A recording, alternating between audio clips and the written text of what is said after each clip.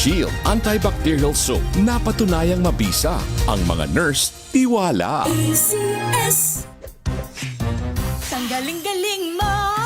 Smart dishwashing paste ko. Pritong ulam na masebo. Plato o kaldero.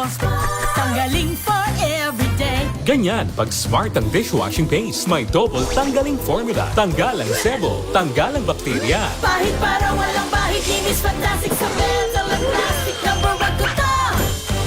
Tanggaling-galing mo. Smart dishwashing paste. ACS.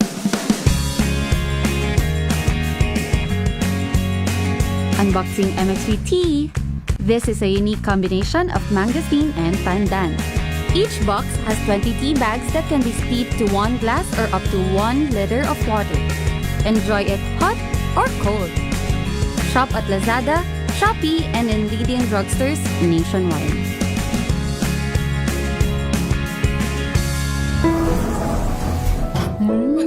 Amoy forever. Amoy LQ. Amoy New Caleb Berry Blooms. Amoy kalat, amoy good vibes. Sa lahat ng bagay, simula pa lang, siguraduhing max protection na. Kasi pag kulang ang proteksyon, baka madaling masira. Sa ngipin, dapat may max protection din. Max sa alaga ng unique toothpaste. With Max Protect Formula, help stop cavities before they start, while keeping breath fresh. Try unique maximum fluoride protection. Para max alaga, max protektado. ACS. May nagbago! May arte! May budget! Kala nyo lang yon. So solid. White rose papaya, wow, white rose. White rose papaya, wow, white rose. White rose papaya. May glow up with a white rose papaya. White Rose Papaya. May puti power times 2 kasi may papaya at niacinamide. May shea butter and tea tree oil pa. Kutis sulit ang glow up. Glow up with a white rose papaya. White Rose Papaya. Kutis sulit ang glow up. ACS. Wow, ang saya. Isang barangay na labada, puro mancha pa. Goodbye, pahinga. Mommy, isang laba lang yan sa Pride Bar Blue. May powerful stain-away enzymes na malupit sa dunit mancha. At di masakit sa kamay. Isang laban lang yan. Hello, pahinga. Hello, Pride Bar Blue. ACS. Oh, so good! Komeo so tanghon! So bagay sa bawat celebration! So easy, so dummy! Komeo so tanghon! Kumeas Sotanghon. So good. Sotanghon. Amoy forever. Amoy LQ. Amoy New Caleb Berry Blooms. Amoy kalat, amoy good vibes.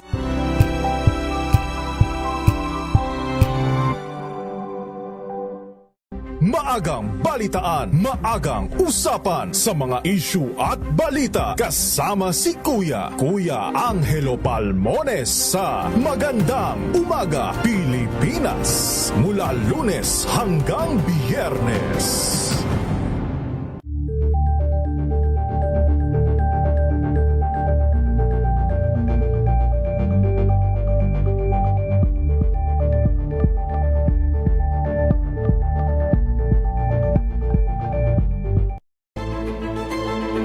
Pakikinggan ang bawat panig. When you fight for justice, think about the queer people. Kung hindi kami magkukwento, sino ang magkukwento para sa amin? Ang mga panawagan, ipababatid. Hindi talaga ito masusing pinag-aralan ng gobyerno. The women who are beaten and abused. It's time to listen to their voices. Hayan ang iba't ibang boses. Mga kwento mula sa iba't ibang anggulo. Dito lang sa Point of View. Mapapanood tuwing linggo, alas 12 ng tanghali sa DZRH TV.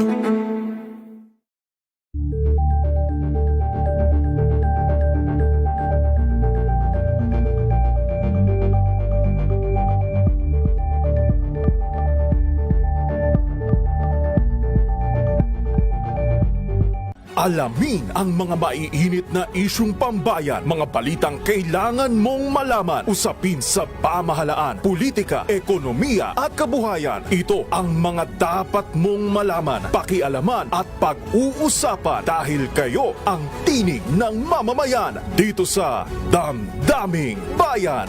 Live sa DZRH Radio, DZRH TV at DZRH Digital. Kasama sina Lakay, Deo Makalma at Elaine Apit. Araw-araw, Lunes hanggang Biyernes. Damdaming Bayan.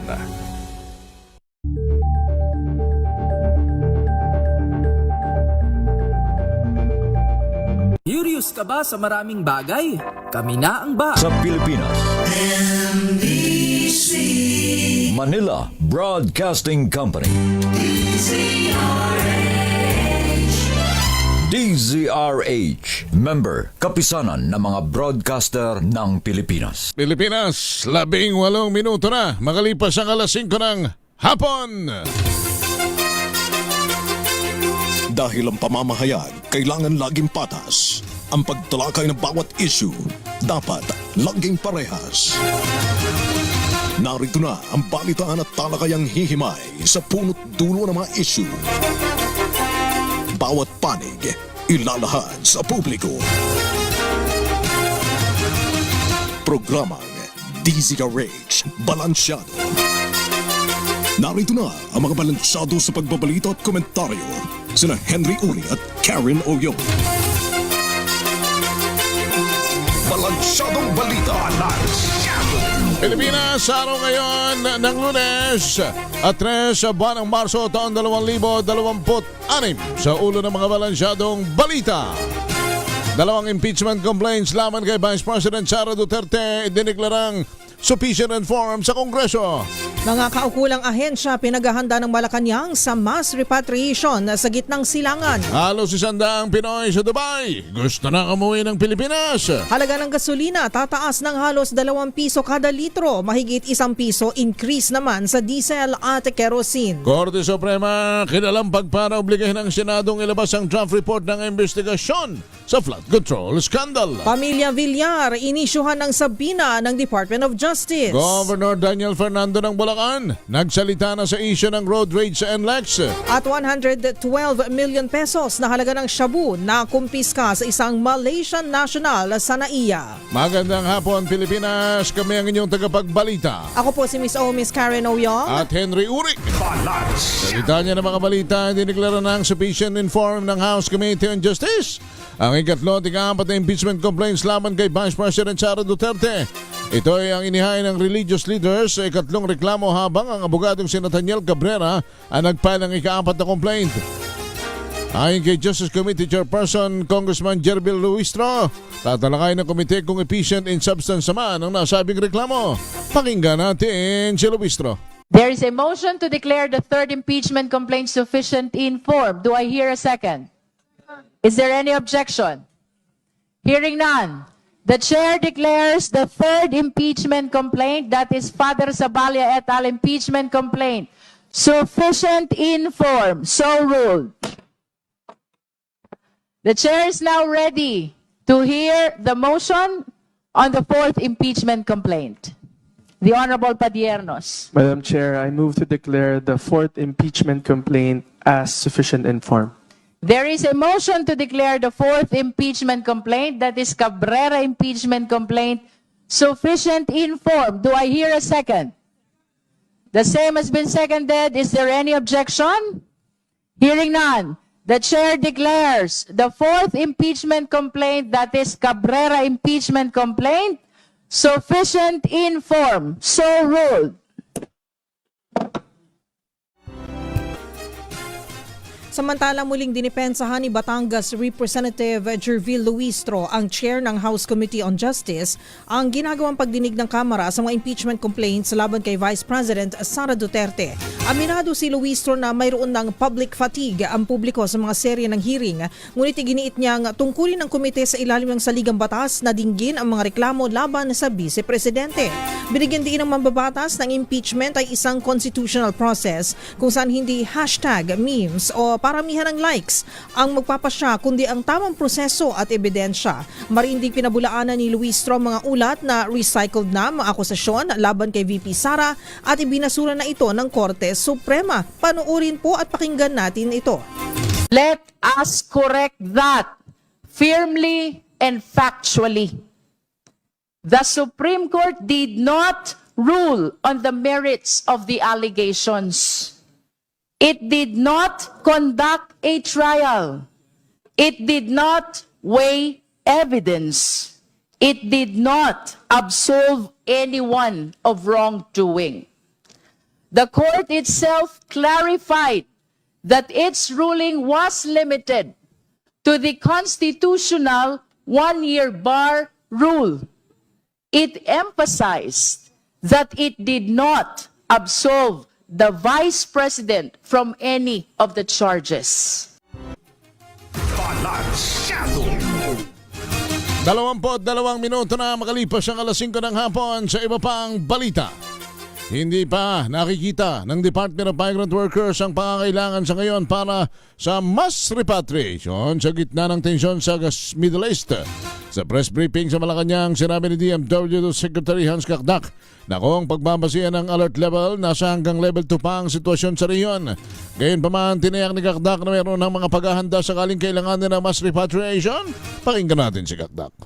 The scale of those who want to come home hindi pa gaano kataas. But then again, you want to be sure na ready for a bigger volume. Kaya nga ang sinasabi ko, rest assured we are engaging the proper resources and the assets that can be based on the directive of the President to ensure that they're properly positioned at the time when they're most needed. So that's what we're doing at the moment. Kaya binabanggit ko yung augmentation teams, yung salubong teams at the borders na pwedeng pumasok sa loob ng host country.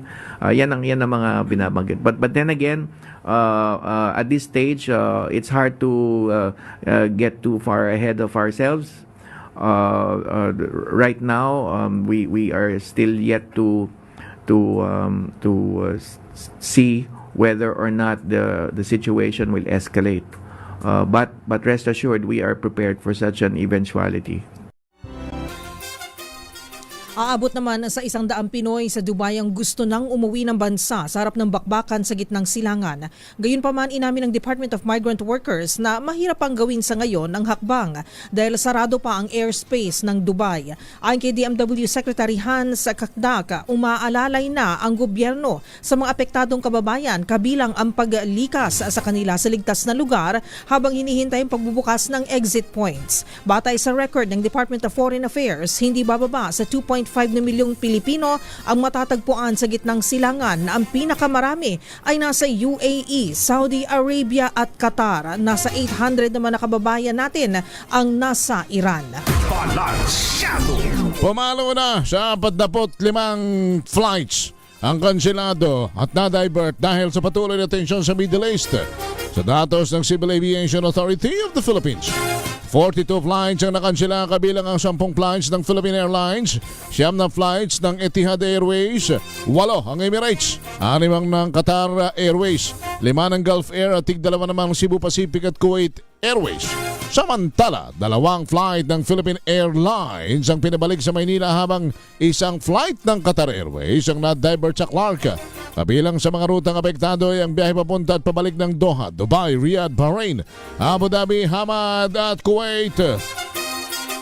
Wala namang Pinoy sa Iran ang napaulat na nasawi o nasugatan sa ginawang airstrikes ng Amerika at Israel. Itong nabatid mula kay Philippine Ambassador to Iran Roberto Manalo.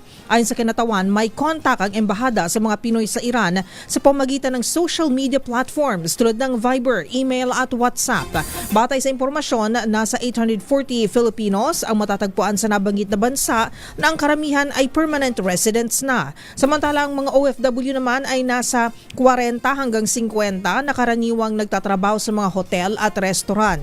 Inamin ni Ambassador Manalo na may mga kababayan na sa Iran na nagpaabot ng interes na ma-repatriate o umuwi na ng bansa. Naka-heightened alert naman ng Philippine National Police sa posibleng epekto ng nangyayaring giyera sa Middle East sa bansang Pilipinas. Ayon kay PNP Chief Jose Melencio Nartates Jr., nakatutok ang pambansang pulisya sa mga terror threat na maaaring makaapekto sa internal security ng bansa. Pinabantayan din ang seguridad ng EDCA sites na pinangangambang maging target naman ng mga kalaban ng Estados Unidos. Bagamat wala pang nadidetect na bantang PNP, nakikipag-ugnayan din ang intelligence group ng Philippine National Police at ang NICA o National Intelligence Coordinating Agency para sa posibilidad na cyber attack.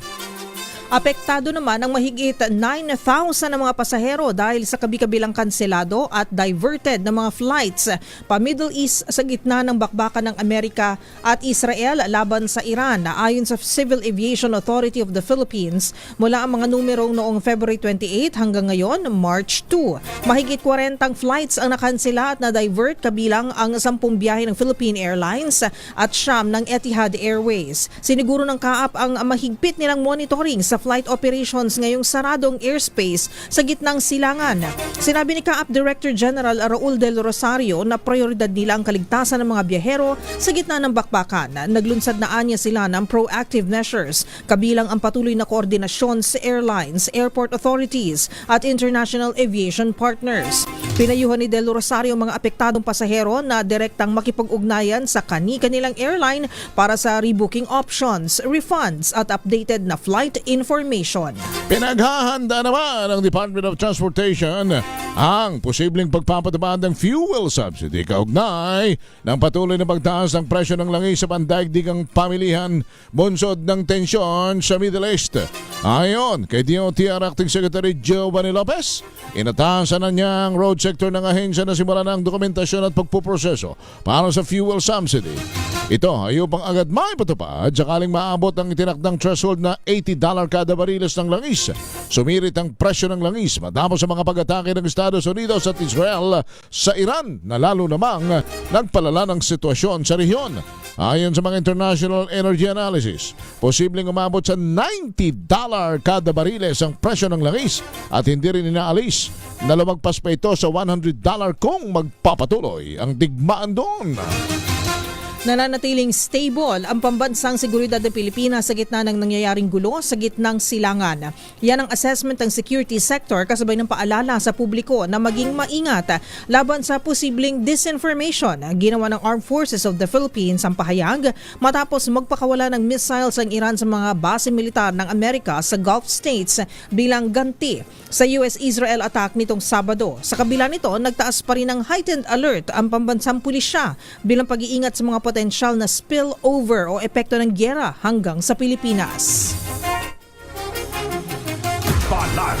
Samantala, sa iba pang mga balita, nagpalabas na ng sabinang Department of Justice laban sa mga opisyal ng Villar Land Holdings Corporation sa pangunguna ng may-ari nito na bilyonaryong si dating Senador Manny Villar. Ito ay kaugnay sa reklamo ng Securities and Exchange Commissions tungkol sa market manipulation, insider trading at misleading disclosure ng kumpanya. Kabilang nga sa mga respondent ay si dating Senador Manny Villar na chairman ng kumpanya. Ngayon din ang may bahay na si dating Senador Cynthia Villar. Mga direktor na sina Cynthia Habares, Manuel Paulo Villar at magkapatid na Senador Mark at Camille. Kasama din sa inisyo ng sabina sina Ana Marie Pasibigan at Garth Castañeda na independent director naman ng Villar Land Holdings. Ayon kay DOJ spokesperson Attorney Paulo Martinez, ang mga criminal complaint ng SEC laban sa higanting kumpanya ay sasalang sa preliminary investigation. Noong Enero ay nagharap ng reklamo ang SEC dahil sa pagmaniobra ng Villar Land Holdings Corporation sa share prices ng kumpanya.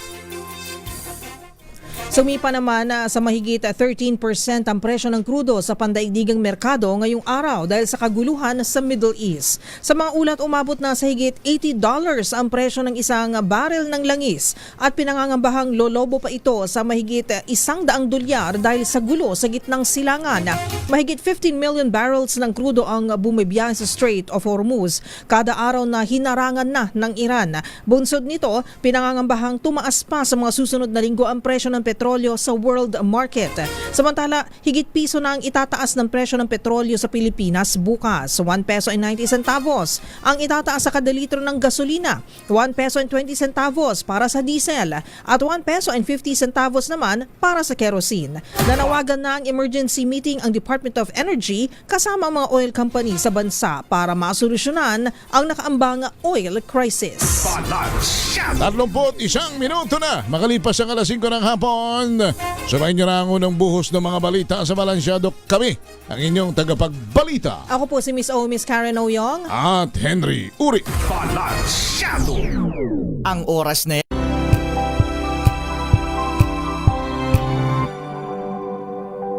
Hello, Washi! Laundry day na naman! Yay! Anong meron? Mancha ng chocolate, putik, may libag pa! Kaya natin yan! With Pride Washing Machine Detergent, may triple stain away formula. Tanggal ang makapit, madikit, at malupit na dumit mancha. Kaya easy-easy ang labada. Mula noon hanggang ngayon! All you need is pride. All you need is pride. ACS.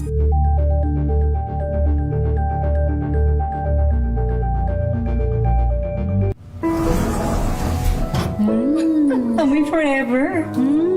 Amoy LQ. Amoy New Cala Berry Blooms. Amoy Cala, amoy good vibes.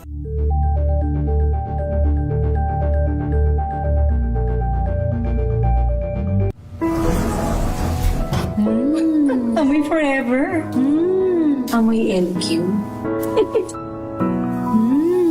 Amoy New Cala Berry Blooms. Amoy Cala, amoy good vibes.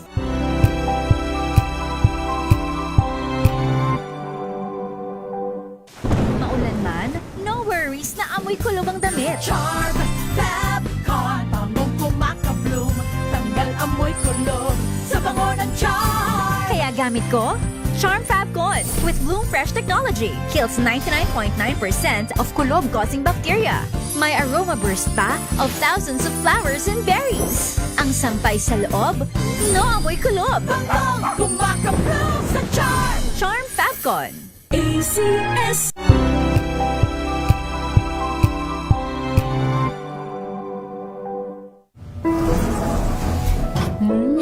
Amoy forever.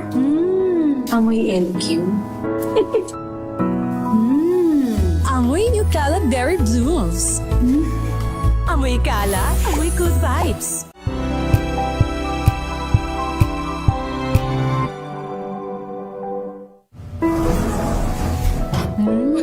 Amoy forever. Amoy LQ. Amoy New Cala Berry Blooms. Amoy Cala, amoy good vibes.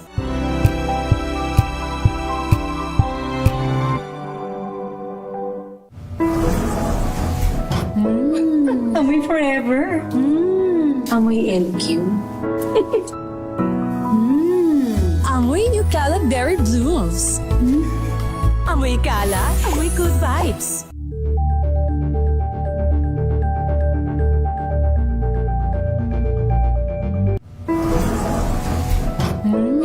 Amoy forever. Amoy LQ. Amoy New Cala Berry Blooms. Amoy Cala, amoy good vibes.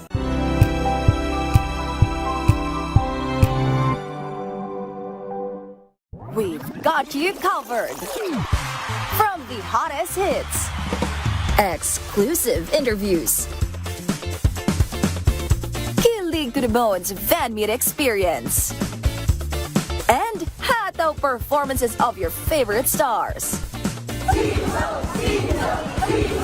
Saturdays, 12 noon, dito lang sa DZRH TV.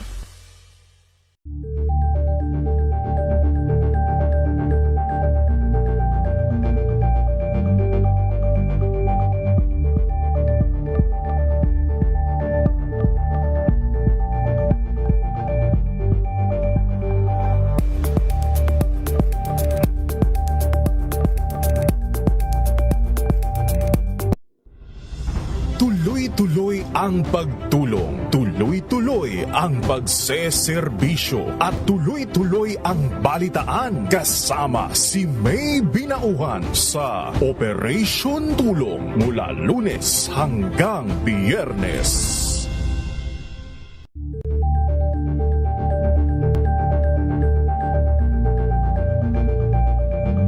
Maagang balitaan, maagang usapan sa mga issue at balita kasama si Kuya Angelo Palmones sa Magandang Umaga Pilipinas mula Lunes hanggang Biyernes.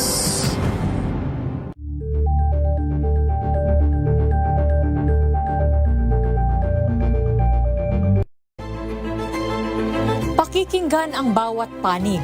When you fight for justice, think about the queer people. Kung hindi kami magkukwento, sino ang magkukwento para sa amin? Ang mga panawagan, ipababatid. Hindi talaga ito masusing pinag-aralan ng gobyerno. The women who are beaten and abused. It's time to listen to their voices. Tunghayan ang iba't ibang boses. Mga kwento mula sa iba't ibang anggulo. Dito lang sa Point of View. Mapapanood tuwing Linggo, alas 12 ng tanghali sa DZRH TV.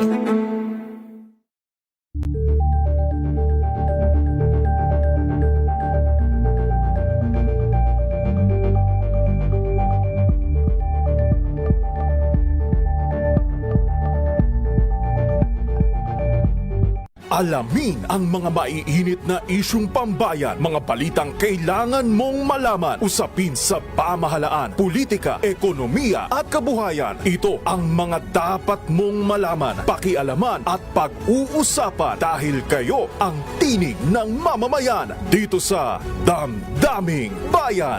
Live sa DZRH Radio, DZRH TV at DZRH Digital. Kasama sinalakay Deo Macalma at Elaine Apit. Araw-araw, Lunes hanggang Biyernes. Damdaming Bayan.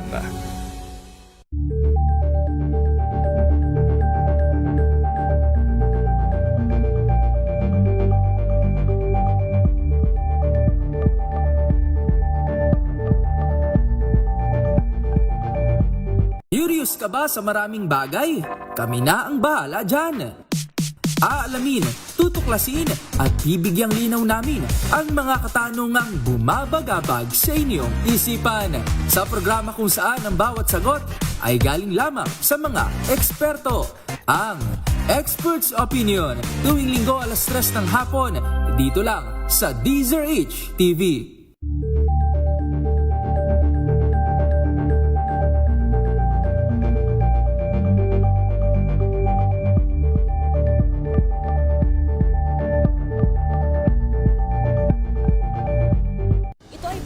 Naitalang 17 individual na ang kanilang naaresto.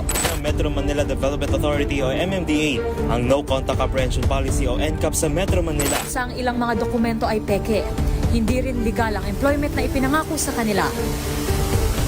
Sa mata ng batas, mananagot ang sangkot at may sala.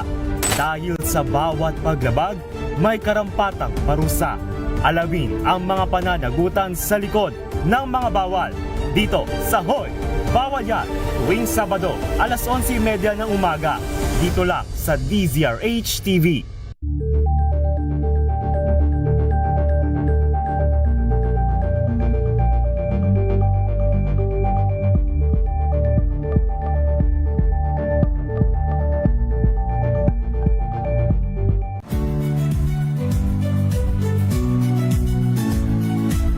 Magandang araw mga kaibigan. Ito po ang inyong balerina ng bayan, si Lisa Makuhay Lizalde, na nag-aanyaya sa inyong samahan kami at ang aming mga espesyal na panauhin para sa kalahating oras ng masayang kwentuhan sa aming programang Art to Art, kung saan ang usapang sining at kultura ay para sa lahat. Huwag kaliligtaan, tuwing Linggo, alas 3:30 ng hapon, dito lamang sa DZRH Radio, DZRH TV, at via online streaming.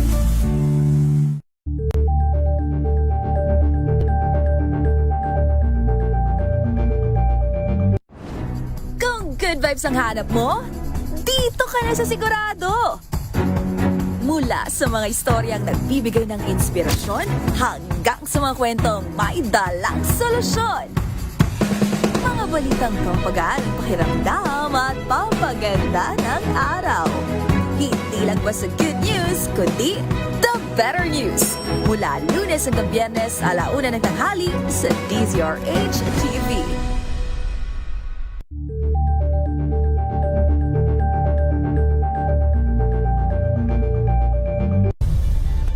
Dalis, tapagkat buhay at kabuhayan ng ating mga kababayang OFW at mga naninirahan na raw mga Pinoy ang nakasalalay dito, partner.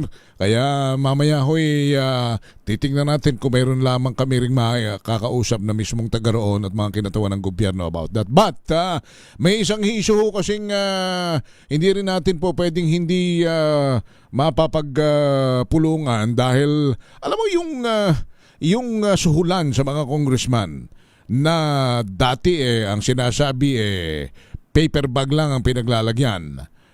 Nagkapirmahan sa unang impeachment dahil nagkasuhulan. Ngayon, malay-maleta na ang pinag-uusapan.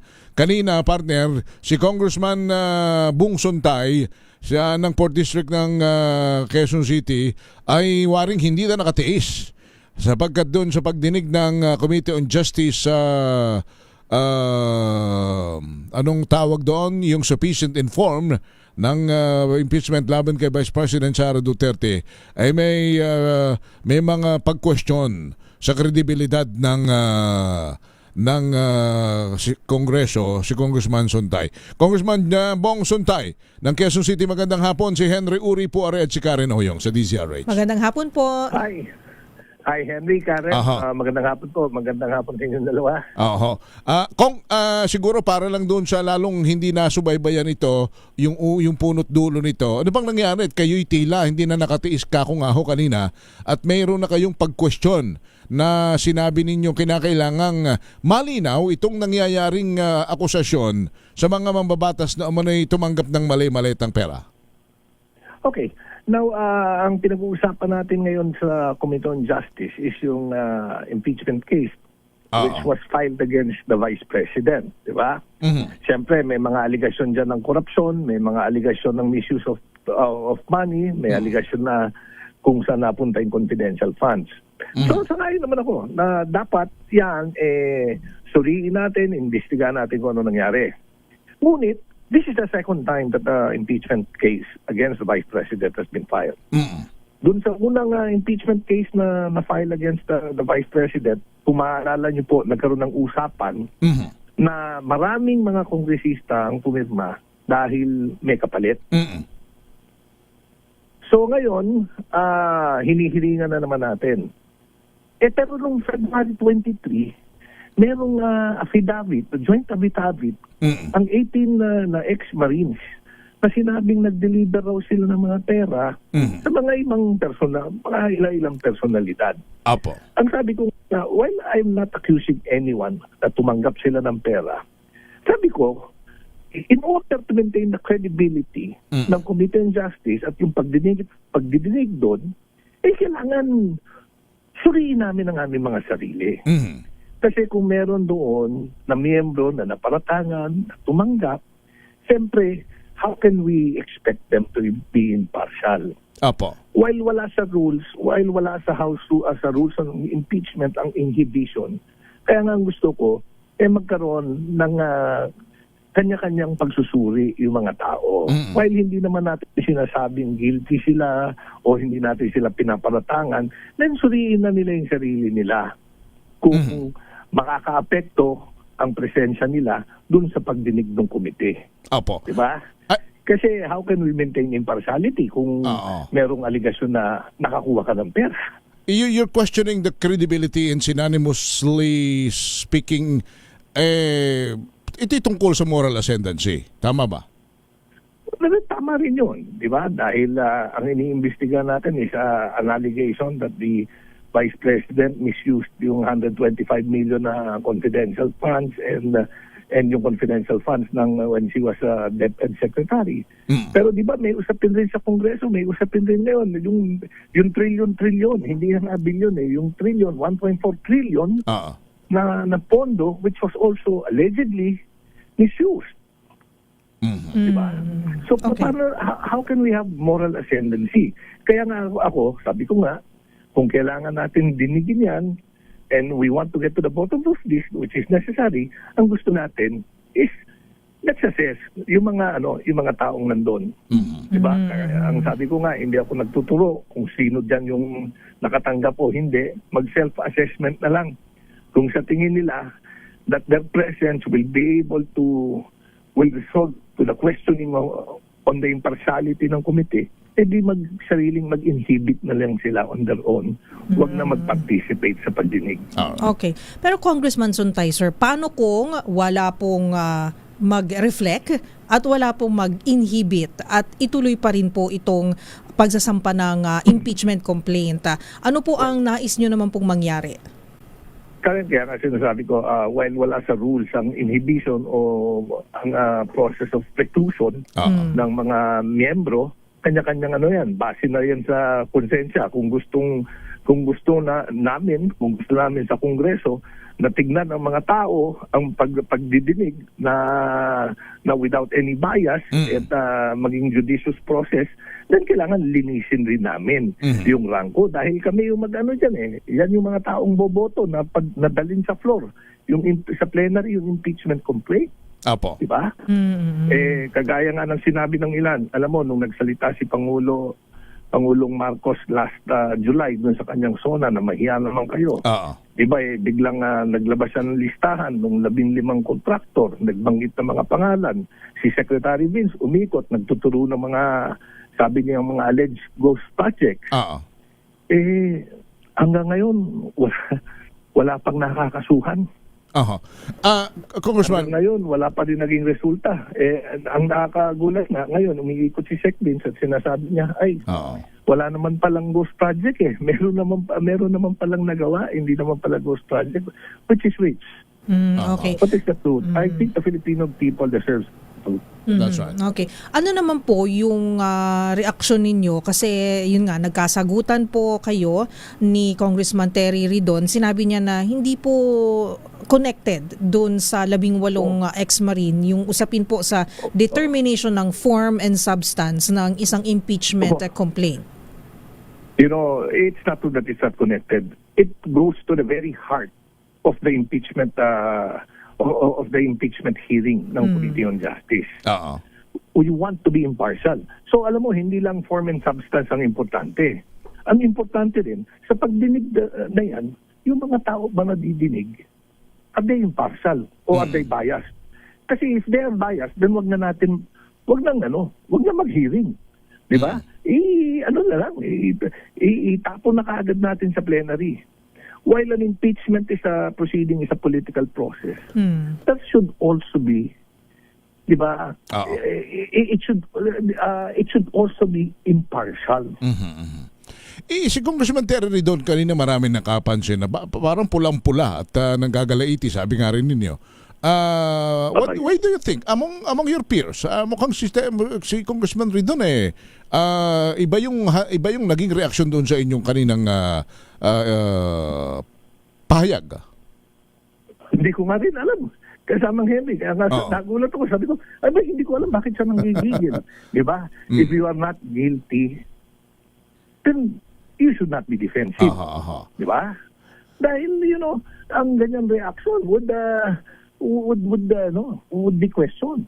If you're not being alluded to, at kung hindi ka naman, sa tingin mo naman, wala ka naman nakuha, wala kang maleta o envelope na natanggap, quiet ka na lang. Kita mo yung mga iba, quiet lang.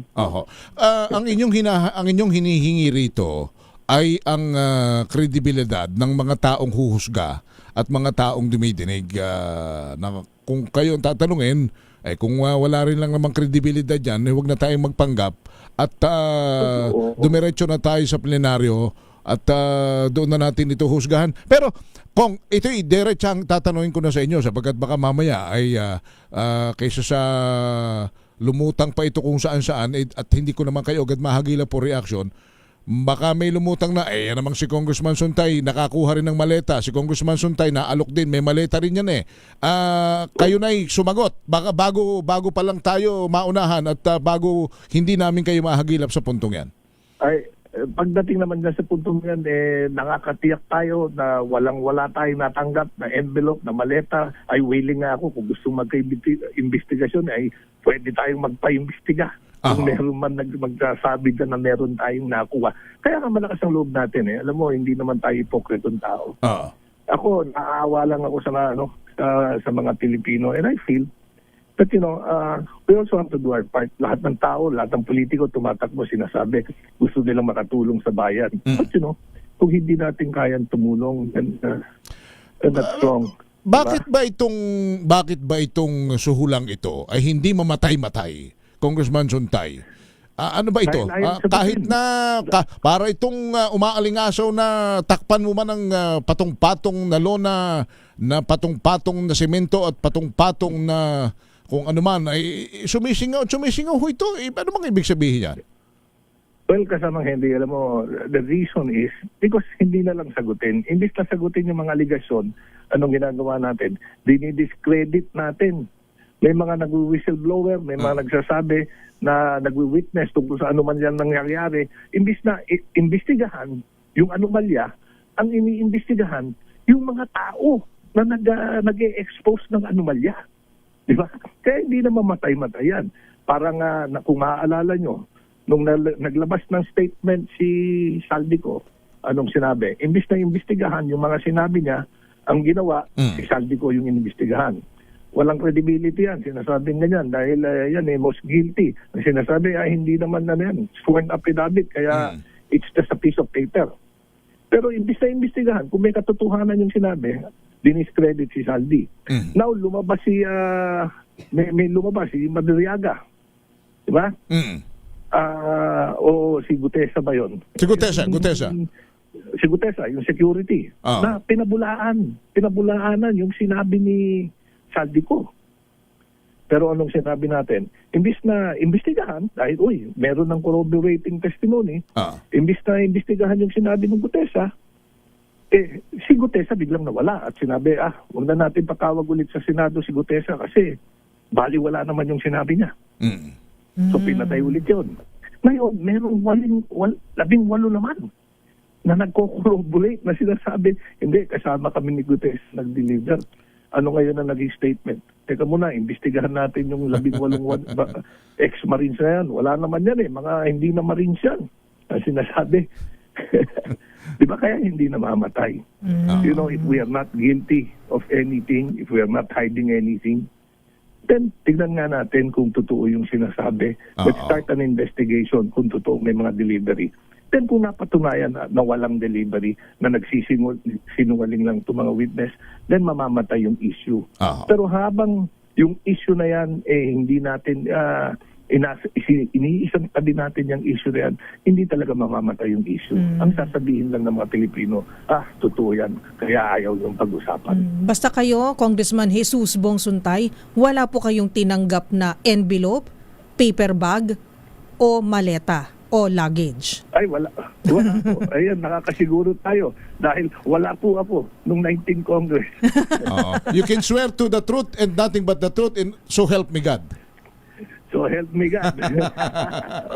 Kong, ano ba? Last question na lang. Yun bang mga ganyang anomalya sa Kongreso, imumove nyo na maimbestiga ng House Committee on Ethics? Alam mo, dapat talaga i-move. Yun dapat yung pinag-aabalahan. Nagugulat nga ako. Ang pinag-aabalahan namin, yung suspension ni Congressman Kiko Barsaga for exposing some of the anomalies which was happening. Hindi lang minsan sinuspende, 2 beses pa. Pero yung mga nabanggit ng mga tao, kahit isang investigation, wala kaming ginawa. Alright. Kongs, salamat po na marami sa inyo for joining us. Thank you po. Maraming salamat din po. Thank you. Thank you very si much. Congressman Jesus Bong Suntay. Samantala, tayo ho muna ay mamigay ng pera at maleta? Gusto Aba, maleta, sandali paper muna, bag. tatapusin ko na muna namin Oo. na rin. Dahil ang mahal ng gasolina ngayon pa.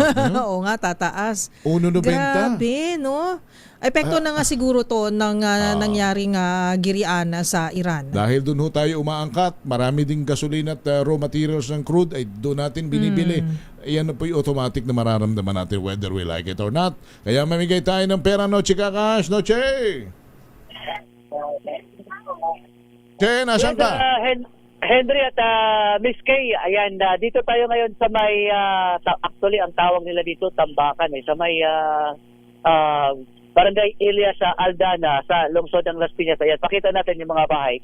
Ito yung mga malapit sa Coastal Road. At habang tayo ay naghahanap ng ating mga suki, ito naman si ate habang nagtitinda ng kanyang kikiam. Napansin natin, nakayuko siya sa kanyang cellphone.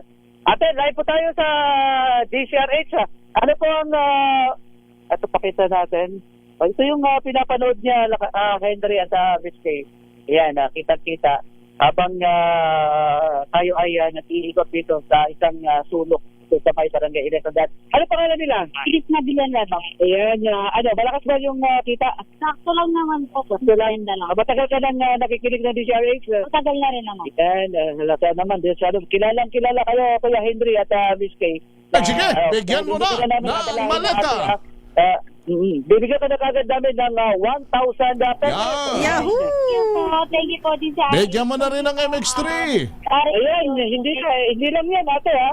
Ito pa, yung para lalo kang sipagin at lumakas yung Benta mo, MX3 package ng yes. dahil Bigyan mo pa ng payong. yan, unahin natin yung payong. Yan, Payong! yung Henry. Dito na ka pa namin ng payong. At sabi ni Ate Karen, bigyan mo ng t-shirt. Ayun!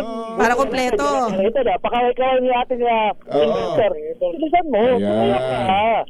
Ayos, ayos. Dancer. Very good, may dancer. Ano yung dancer? Cheska, may bonus yun, ha? Okay, sige. At sabi ni... Ate, maraming salamat, ha? Anong masasabi mo sa DCRH?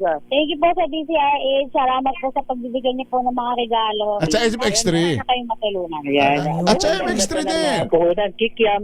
Sabi mo, Fishball. salamat din sa MX3. Ayan, at siyempre sa MX3. Opo, sa MX3. Thank you po. Alright. Okay, Okay. salamat din natin. At siyempre, mahal mo ang DCRH, siyempre, ibabalik din namin ang pagmamahal sa inyo. Okay? Alright. Okay, para naman sa mga gusto pang manalo ng 1,000 pesos, manatiling nakatutok sa DCRH. Malay nyo naman, kayo ang susunod na maswerte sa aming DCRH Malakas Promo kasama ang MX3. Thank Siyempre, you. dito kami believe. Ako naman si RX27 na tinakas para sa DCRH. Una sa Pilipinas, una sa Pilipino. Thank you, Noche. Ito na ang ating winner sa Malakas Promo kasama ang MX3. Dito ako believe.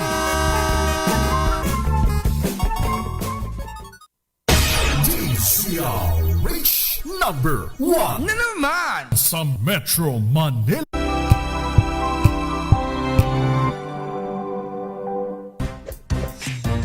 Ang galing-galing mo Smart dishwashing paste ko Pritong ulam na masebo Plato o kaldero Tanggaling for everyday Ganyan, pag smart ang dishwashing paste, may double tanggaling formula. Tanggal ang sebo, tanggal ang bakterya. Pahit para walang bahid Linis fantastic sa metal at plastic Number 1 ko to Tanggaling-galing mo Smart dishwashing paste ACS.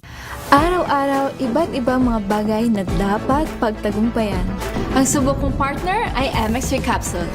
Research-based na tested and proven helps avoid pain discomfort. Iwas-iwas sa sakit. Kailangan lang na long-term ang pag-inom 2 capsules araw-araw. Kasabay ng proper diet and exercise. I am able to make it with the right partner. MX3, dito ako believe! Mahalagang paalala, ang MX3 capsule ay hindi gamot at hindi dapat gamiting panggamot sa anumang uri ng sakit. Amoy forever. Amoy LQ. Amoy New Cala Berry Blooms. Amoy Cala, amoy good vibes. May nagbago! May arte! May budget! Akala nyo lang yon. So solid! White Rose Papaya, wow, white rose. White Rose Papaya, wow, white rose. White Rose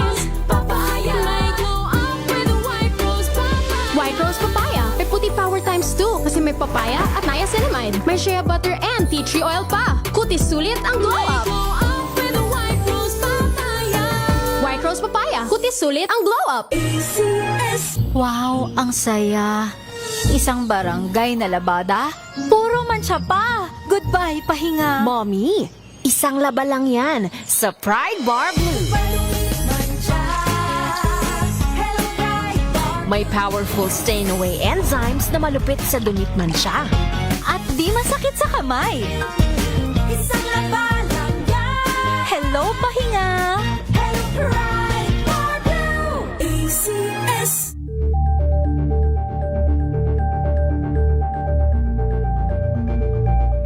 Hello, Washi! Laundry day na naman! Yay! Anong meron? Mancha ng chocolate, putik, may libag pa. Kaya natin yan! With Pride Washing Machine Detergent, may triple stain-away formula. Tanggal ang makapit, madikit, at malupit na dunit mancha. Kaya easy-easy ang labada. Mula noon hanggang ngayon. All you need is pride. All you need is pride. ACS. Sa lahat ng bagay, simula pa lang, siguraduhing max protection na. Kasi pag kulang ang proteksyon, baka madaling masira. Sa ngipin, dapat may max protection din. Max sa alaga ng Unique Toothpaste. With Max Protect Formula, helps stop cavities before they start, while keeping breath fresh. Try Unique Maximum Fluoride Protection. Para max alaga, max protektado. ACS. Amoy forever. Amoy LQ. Amoy New Cala Berry Blooms. Amoy Cala, amoy good vibes.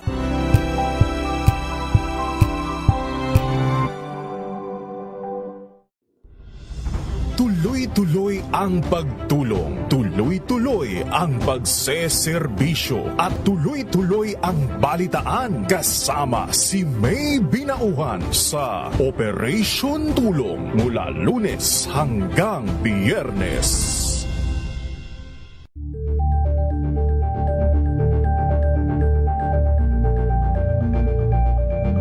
Maagang balitaan, maagang usapan sa mga issue at balita kasama si Kuya Angelo Palmones sa Magandang Umaga Pilipinas mula Lunes hanggang Biyernes.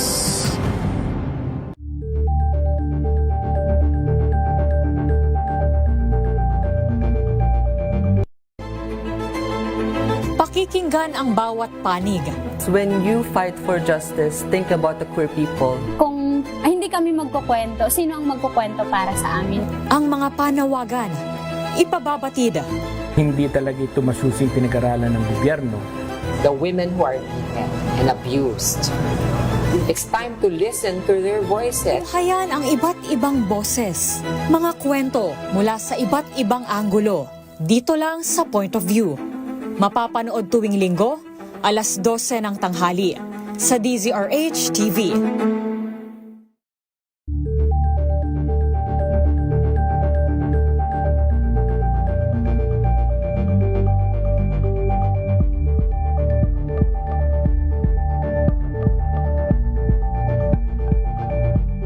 Alamin ang mga maiinit na isyung pambayan, mga balitang kailangan mong malaman, usapin sa pamahalaan, politika, ekonomiya at kabuhayan. Ito ang mga dapat mong malaman, pakialaman at pag-uusapan dahil kayo ang tinig ng mamamayan dito sa Damdaming Bayan.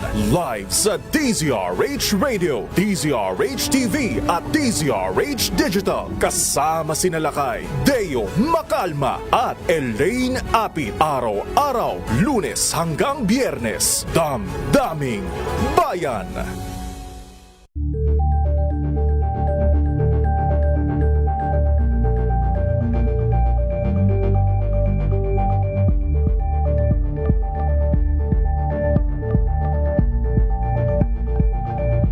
Curious ka ba sa maraming bagay?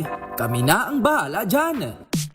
Aalamin, tutok tutuklasin at bibigyang linaw namin ang mga katanungang bumabagabag sa inyong isipan.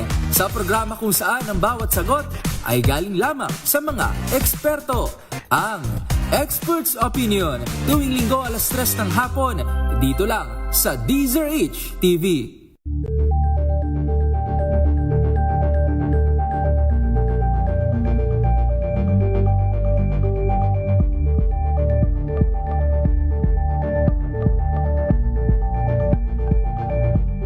Ito ay bunsod ng naitalang 17 individual na ang kanilang naaresto. Ng Metro Manila Development Authority o MMDA ang No Contact Apprehension Policy o NCAP sa Metro Manila. Sa ang ilang mga dokumento ay peke. Hindi rin legal ang employment na ipinangako sa kanila. Sa mata ng batas, mananagot ang sangkot at may sala. Dahil sa bawat paglabag, may karampatang parusa. Alamin ang mga pananagutan sa likod ng mga bawal. Dito sa Hoy! Bawal Yan! Tuwing Sabado, 11:30 ng umaga. Dito lang sa DZRH TV.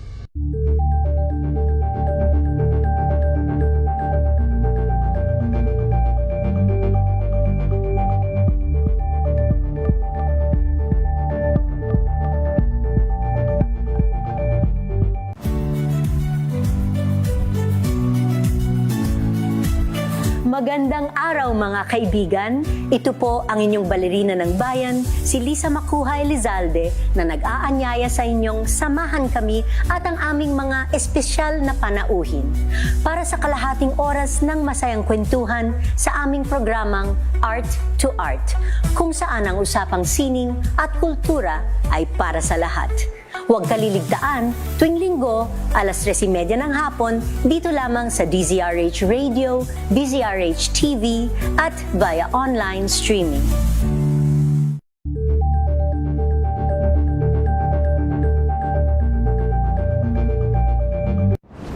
Kung good vibes ang hanap mo, dito ka na sa sigurado! Mula sa mga istoryang nagbibigay ng inspirasyon hanggang sa mga kwentong may dalang solusyon.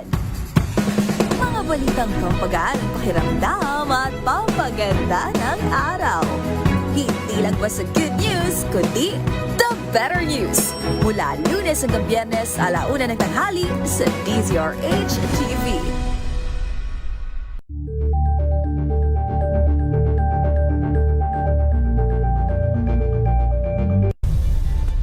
Nagsimula sa pangarap hanggang sa maabot ang tagumpay.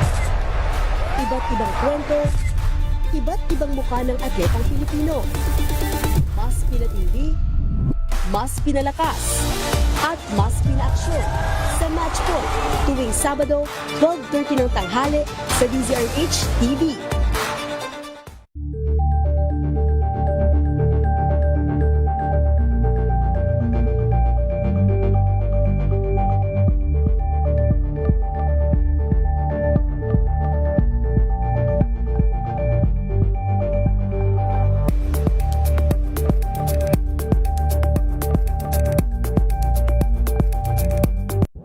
Got you covered.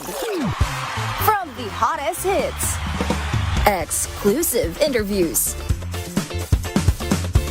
kilig to the bones fan meet experience, and hataw performances of your favorite stars. Kaya nga partner, bagay na bagay kayo. Saan? With a pleasant voice, with a pleasant appearance. Ano ba itong pambobola na to, partner, ha? Matagal na natin magkasama sa programa, ha? Basang-basa na kita. Oy, ano yun? Sabi nila, hindi, si partner ho kasi. Uy, ano yun? Nagpapalibre po ng kape. Si Henry. I-assign ko na ambassador sa Israel. Ay, layo. Self-promoted. Self-promoted and anong tawag dito? Appointed. May ganun. Dalawa lang naman ho kami rito, kaya paminsan-minsan nagbubulahan din kami. Pagbigyan nyo na po kami.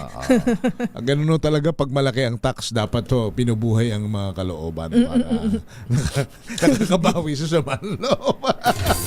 Paano naman kasi, partner, hinahanda ko na rin yung aking sarili sa pagtaas ng presyo ng gasolina at ng diesel. Tapos yung buwis po namin ha?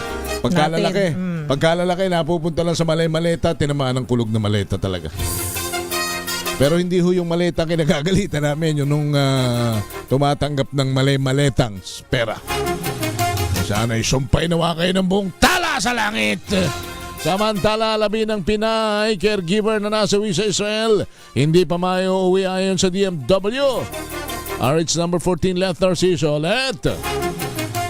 Hindi agad-agad maiuwi sa Pilipinas ang labi ni Mary Ann de Vera, ang Pinay OFW na nasawi sa Israel sa gitna ng nagpapatuloy na giyera sa Middle East. Sa press briefing sa Malacanang, sinabi ni DMW Secretary Hans Leo Kakdak na hinihintay pa nila ang tamang pagkakataon para maiuwi ang labi ng biktima dahil sarado sa ngayon ang airspace ng Israel. Ayon kay Kakdak, naipaalam na ito sa pamilya ni Mary Ann at nauunawaan naman anya nila ang sitwasyon. Sasagutin ng pamahalaan ang gasto sa pagpapauwi, pati na ang funeral support. Nagpadala na ang OWA ng mga tauhan sa Pangasinan para alalayan ang pamilya ni De Vera, habang nakaalalay naman ang mga tauhan ng DMW sa Tel Aviv para suportahan ang asawa nito na isa ring OFW doon. Kaugnay nito'y nagpasalamat naman si Kakdak sa suporta ng Israeli government at sa ibinigay na parangal kay De Vera dahil sa kabayanihang ipinamalas nito. Una nang tiniyak ni Pangulong Marcos na ibibigay ng pamahalaan ang lahat ng kinakailangang tulong sa pamilya ng nasawi, kabilang ang financial assistance. Ito si Leth Narciso para sa DZRH. Una sa Pilipinas, una sa Pilipino. Maraming salamat, Ms. Leth Narciso. Samantala, Senator J.V. Ejercito nagpaliwanag sa kanyang pagtutol sa mga impeachment. RH28 Raymond Dadpaas, ibalita mo yan, Raymond. Walang personalidad na gustong protektahan sa isyu ng impeachment. Ito ang binigyang tin ni Senator J.B. Ejercito matapos siyang ulanin ng batikos ng sabihin itong hindi nakatutulong sa pagunlad ng bansa ang mga impeachment. Ayon kay Ejercito, ang tinutukoy niya ay ang parehong impeachment complaint laban kina Pangulong Bongbong Marcos at Vice President Sara Duterte. Paliwanag ng senador, bunga ito ng kanyang pagkadismaya dahil napag-iiwanan na tayo ng ating mga kapitbansa sa Asia gaya ng Vietnam at Thailand. Ang pinag-usapan sa kanila ay ang pag-asenso ng buhay ng kanilang mamamayan kasama na ang mga malalaking infrastructure projects. Samantalang sa Pilipinas ay walang ibang maririnig kundi issue ng katiwalian, floodgate scandal at impeachment. Nilinaw ni Ejercito na kung sakali at may impeachment complaint na iendorso ng Kamara de Representantes sa Senado, ay obligado silang harapin ito at maging Senator Judge. Una nito idineklara na ng Kamara de Representantes na sufficient inform ang mga impeachment complaint laban kay Vice President Sara Duterte. Narito si Senador J.B. Ejercito. Whether we are for it or not, it's our duty to perform. It's our duty to function as an impeachment court as senator judges. Ang sinasabi ko lang na napag-iiwanan na tayo with all of these bickerings, political fighting and all, lahat na po. No? Naiingit lang ako, siguro pag galing ka ng bumisita ka ng ibang bansa, they seem to be doing all the right things while we are here continuously fighting each other. So sana matapos na ano man para we can go back to business and focus on the pressing problems. Ito si RH28, Raymond Dadpaas para sa DZRH, una sa Pilipinas, una sa Pilipinas. Thank you, salamat. Raymond Dadpaas. Samantala, mamimigay na po pamimigay ng fuel subsidy para sa mga PUB operators at mga tsuper sa buong bansa. Kinakasa na raw ng DOTR at LTFRB. Val Gonzalez, Val. Henry, kasado na ng Department of Transportation at Land Transportation, Franchising and Regulatory Board o LTFRB ang mga kakailanganing dokumento sa pamamahagi ng fuel subsidy para sa mga driver at operator ng mga pampublikong sasakyan sa buong bansa. Ito ang inanunsyo ngayon ni Transportation Secretary Banoy Lopez sa gitna ng nakaambang pagsirit sa presyo ng petroleum products kasunod ng nagpapatuloy na airstrike sa Gulf region. Sa anunsyong inilabas ng DOTR, ipatutupad ito ng ahensya sa oras na umabot ang presyo ng crudo sa $80 kada barel. Sabi ni Lopez, tugon ito ng ahensya sa direktiba ni Pangulong Ferdinand Bongbong Marcos Jr. na tiyaking nakaantabay ang tulong ng gobyerno para sa mga PUB operator at driver matapos sumiklab ang gulo sa Middle East. Aabot sa 2.5 billion pesos aniyang nakalang pondo ng pamahalaan para dito. Dagdag pa ng kalihim, pinag-aaralan na rin sa ngayon ang nakahaing petisyon na humihiling ng pagtataas ng pasahe kahit hindi pa nangyayari ang sigalot sa gitnang silangan. Ako si Val Gonzales, DZRH, una sa Pilipinas, una sa Pilipino. Maraming salamat Val Gonzales. Samantala PNP iginiit na walang vigilante killing sa panahon ni Marcos Jr. o President Marcos Jr. RH52 Edniel Parosa, ibalita mo yan Edniel. Pumalag ang Philippine National Police sa pahayag ng abogado ni dating Pangulong Rodrigo Duterte na umiiral pa rin umano ang mga walang habas at hindi nare-resolbang mga patayan. Giit ni PNP Chief Police General Jose Melencio Nartates Jr., walang vigilante killing sa panahon ngayon ni Pangulong Bongbong Marcos. Hamon ni Nartates kay Attorney Nicholas Kaufman na nagparatang ng mga ito, ipakita sa Kampo Krami ang datos ng vigilante killings upang maipaimbestigahan at mapanagot sa batas ang may sala. Samantala, ipinag-utos naman ng Top Cops Director for Investigation na silipin ang mga kaso ng patayan mula July 2022 hanggang sa taong kasalukuyan. Ito'y upang makita kung mayroon ba talagang unsolved cases at kung mayroon pa bang mga sangkot na hindi pa rin nasasampahan ng kaso. Ako si Edniel Parosa, DZRH, una sa Pilipinas, una sa Pilipino. Pero General Nartates, yung data binabanggit naman ni Attorney Kaufman galing dun sa UP data, yung dahas. Parang isang investigasyon po ng binabanggit mula kung di ako nagkakamali sa UP Diliman. Samantala, paano ka lang Anti-Road Rage Act sinusulong sa Kamara RH number 12, Milky Rigo Malky?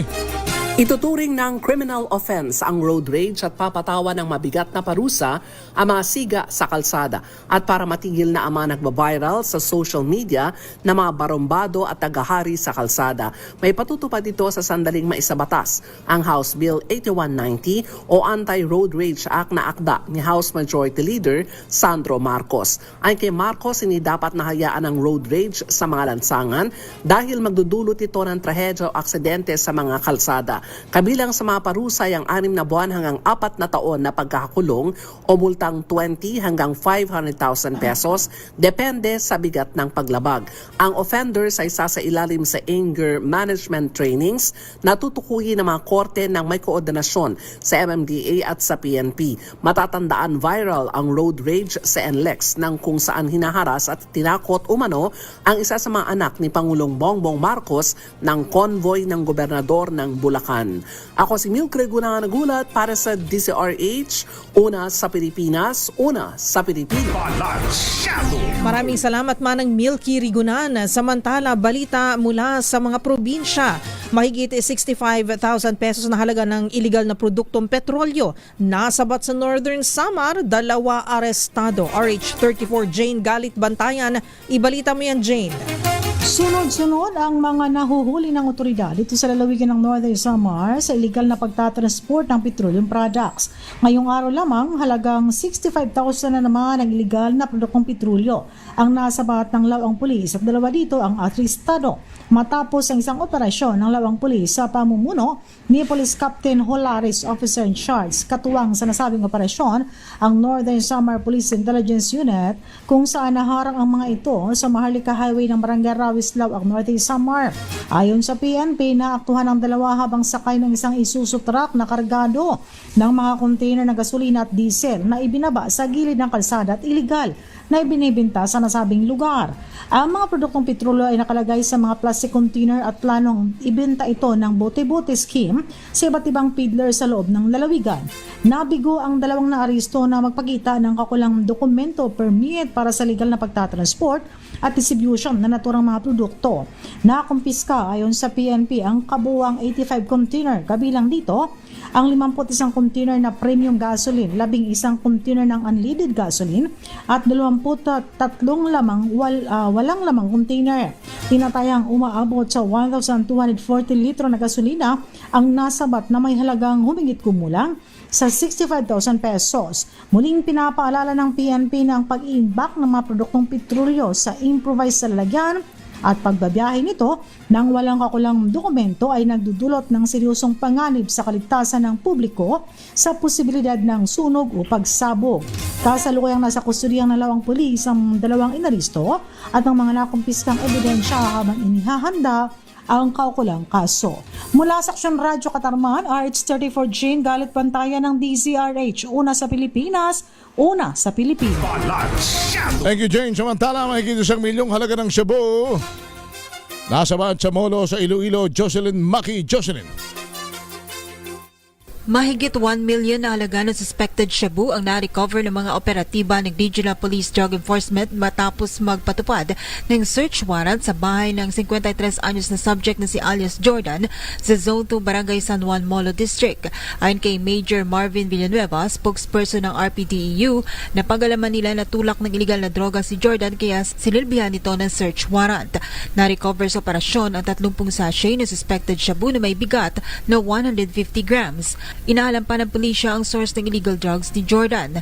Sinabi ni Major Villanueva na dati nang nakulong si alias Jordan sa kaso na frustrated murder at nasa listahan rin siya ng Barangay Anti-Drug Abuse Council o BADAC. Mula sa Action Radio Iloilo, ito si Jocelyn Make para sa DZRH, una sa Pilipinas, una sa Pilipino. Maraming salamat, Jocelyn Maki. Samantala, balita naman mula sa abroad, Israel at Hezbollah sa Lebanon na nagpalitan na rin ng putukan. Ibalita mo yan, Jackie Resho. Nagpakawala na rin ng airstrikes ang Israel patungo sa Lebanon matapos silang bombahan naman ng Hezbollah na kaalyado ng Iran.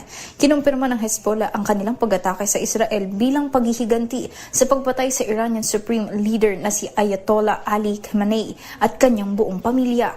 Samantala, napaulot namang may nakitang sunog sa loob ng US Embassy compound sa Kuwait matapos ang isang pag-atake naman ng Iran ngayong araw.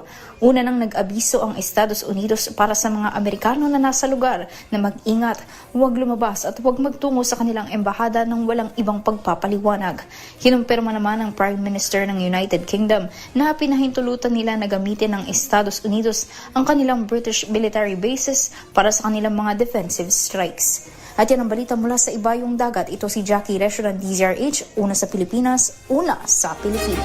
Thank you, Jocelyn. Jocelyn, makituloy. Si Jackie. Si Jackie na pala yun. Na-confuse ka. Oo, si Jackie Resho yun. Sabi siguro ni Jackie, bakit naman dadalhin mo naman ako sa Iloilo? Gusto mo na ba sir ako ma-assign sa Iloilo? Hindi maganda sa Iloilo, ha? Oo, maganda. Maganda ron. Sarapan ng, nagutom ako bigla pa. Inasal. Saka yung batchoy. Napaka. Namit.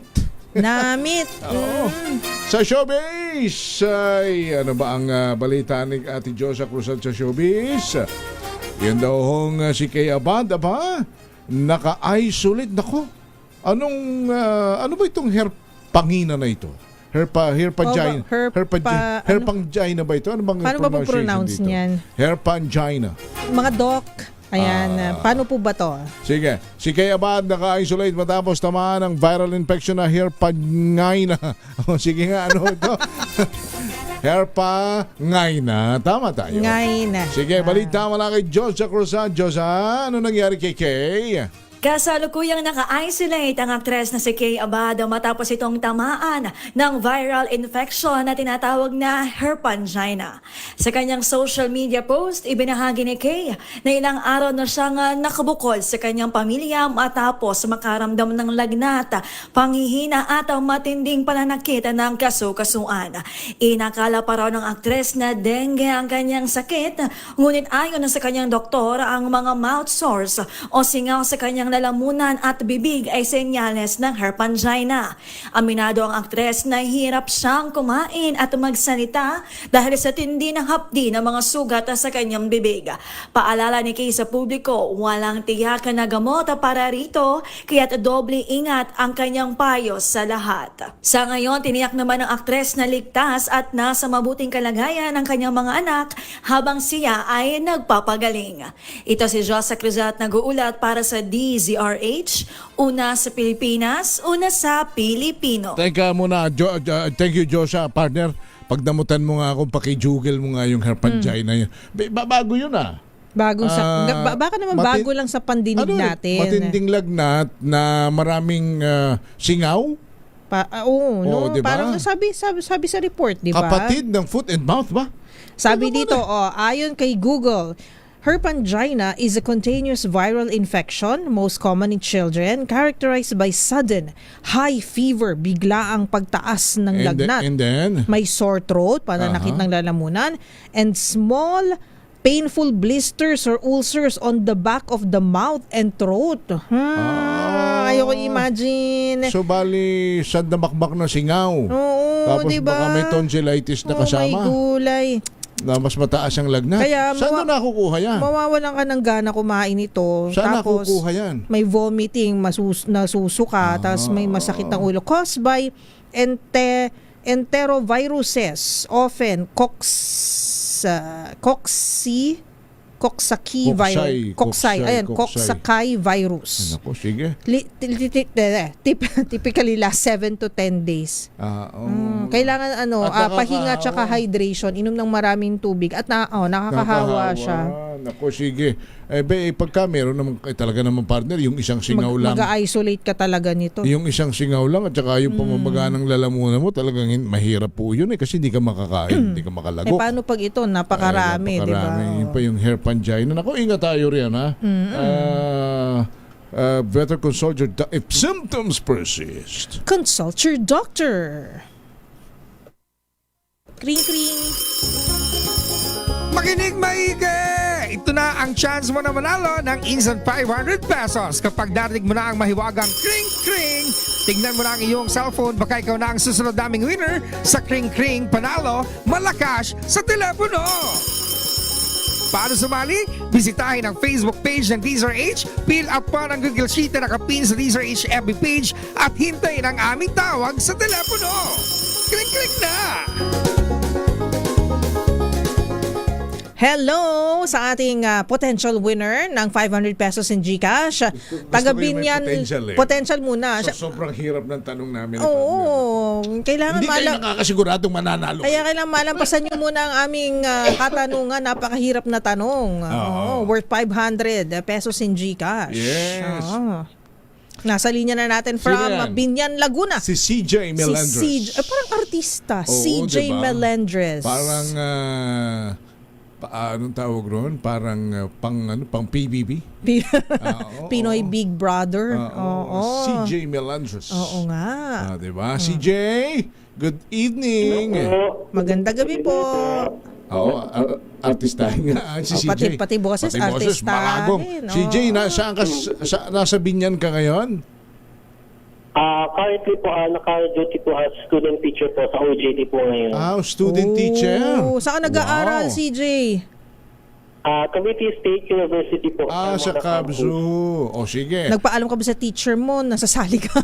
Natatrabaho ka ngayon? Ito ang tanong. Sino ang chief leader ng Iran na napatay sa bombing? Kapangpangan ito, Kapangpangan. Taga Pampanga. Khamenei. Si Khamenei. Hindi. Pero hindi po yun yung tanong. Joke lang po yun, Sir CJ. Ang tanong. Sabi ni CJ, ano ba itong natawagan ko? Maling istasyon ba ito? Parang wrong dial yata. Hindi, CJ, ito na po. Seryoso na. Ano ang istasyon ng radyong kauna-unahan sa Pilipinas at number 1 sa mga taga Cavite at sa Binyan, Laguna? CJ. Siyempre, wala na pong iba, kundi ang DZRH. Ayun! Dahil dyan, meron kang 500 pesos in GCash. Saan mo gustong ipadala namin ng maleta? Tawa na lang si CJ. Thank you, CJ! Thank you, CJ. Congratulations! Salamat si CJ Melendres na taga Binyan na ngayon ay nasa Kabsudo nag-aaral. Nanalo ng 500 pesos. Student assistant pala siya. Napaka-hardworking naman. Tayo din. Nung kolehiyo ako pa. Assistant. 2 taon din akong nag-library assistant. Wow. So, mahilig ka pala sa library. Para makatapos tayo ng ating pag-aaral dahil mahirap lang tayong estudyante. Wow. Ayoko na, mga maluha pa tayo. Oo nga. Ay, maluha. Oy, grabe yung pinagdanti. Sumayin nyo na mga balita at talakayan sa Balansyado. Maraming salamat. Lagi po namin paalala ni partner kung gusto nating umasenso sa buhay, huwag gagawa ng masama sa kapwa, bagkus gumawa ng mabuti dahil ang paggawa ng mabuti ay hindi kailanman magbubunga ng masama. Tumulong sa mga nangangailangan. Help is wealth. Bye! Ako po si Henry Uri. Ako si Miss Karen O. Yung susunod na po sa Attorney Cam sa usapang legal ng DZRH. Ang kanyang topic, bibisitahin sa usapang legal ang Enhanced Defense Cooperation Agreement, EDCA, sa pagitan ng Pilipinas at Estados Unidos. Bakit itong topic mo, Attorney? Kinabahan ako bigla. Oo nga. Uy, susunod na. Bye! Bye! Balance